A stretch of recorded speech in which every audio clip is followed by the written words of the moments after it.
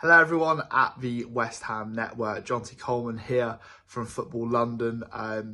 The day after, of course, an absolutely superb win for West Ham in Alkmaar. A 1-0 victory on the night, a 3-1 win in aggregate, and of course it sets up a Europa Conference League final in Prague next month against Fiorentina.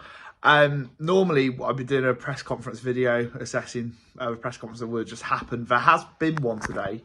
It took place at around 1 o'clock, I believe, at Rush Green, although the sort of normal pack of written journalists there, myself included, were either sort of on the way back from Alkmaar/Amsterdam or still there. So we had like the written section done sort of after the press conference last night, and then the broadcast, like, you know, Sky and a few others were there today.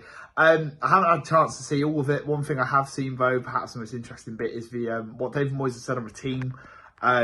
Obviously, last week for the Brentford game, he made 9 changes, and you know it was an opportunity for a number of players to really prove themselves, and hardly anyone did. You know, not many players could have really come out of that game with an awful lot of credit. So David Moyes said because of that, you know, he's a bit cautious to make sort of wholesale changes, and he's got sort of a debate, quite a few selection headaches in not in the sort of unwanted, oh, I've got 2 good players which I want to pick, in a more of a, well, if I do that again, I'm worried I'm going to get a similar result. And obviously Leeds really need the points since Big Sam's gone there. He's had 2 games, and, you know, they've played Manchester City and Newcastle, and, you know, they've only got 1 point from those games, but obviously they really need a win to sort of stand any chance of staying up. And, you know, it's probably their biggest game of the season. Whereas West Ham, it's not official yet, but it could be before they even play Leeds, you know, if Everton drop points tomorrow against Wolves. So there's not a lot of riding on it for West Ham. There could, of course, be the sort of backdrop of it being quite possibly Declan Rice's last game at the London Stadium as a West Ham player, although, you know, there's potentially 2 more in the European final set for him. So, you know, while that would be, you know, a very sort of emotional moment, you'd think he'd be very surprised if he doesn't feature. And based off Moyes' comments, you think they're probably going to go quite strong. It might not be quite the same 11, but I don't think there'll be too many changes. Obviously, you know, Fabianski will come back in, maybe Kufal comes back in, and 1 or 2 others.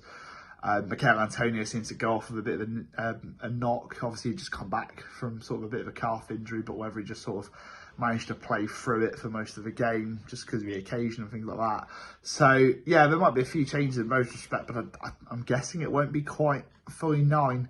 I just want to quickly say, you know, I didn't get a chance to do a video last night, just because of how mad everything was, but I've covered West Ham for all the season, and well, I've been a football journalist for 4 years, and last night was comfortably the best night I've had. That was absolutely fantastic. Obviously, you know, marred to a certain degree by what had happened at full time with the incident involving Leeds Utd Alkmaar fans heading towards the where the West Ham fanways and VIP area was, and all that sort of thing. But take that away from it and try not to let it spoil an absolutely sensational night. You know, we've seen all the videos and the photos that have come out since, and considering what West Ham have been through this season, it's an absolutely remarkable achievement. I mean, on paper, West Ham should be getting to a final of the European competition, but they haven't done that for so long. And I say that because, you know, if you look at the other teams in this competition, how much money they've spent and things like that, West Ham should be, you know, they should be doing really well. But you have to match that on paper. We've seen with, you know, clubs like Chelsea this year, you know, you can spend all the money you want, but if you can't do things with it, then it's a bit pointless. Now, I'm not saying West Ham have got it spot on, because they haven't. They're 15th in the Premier League,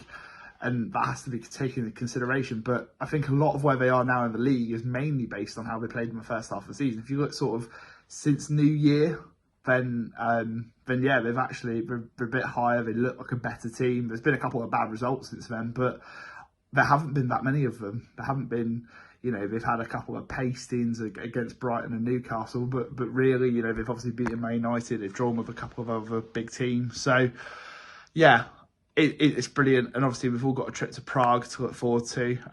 Managed to book my travel early today, and it's quite an interesting journey involving a Eurostar to Paris and then a flight. But yeah, you know, it'd be interesting to hear how everyone else is getting there.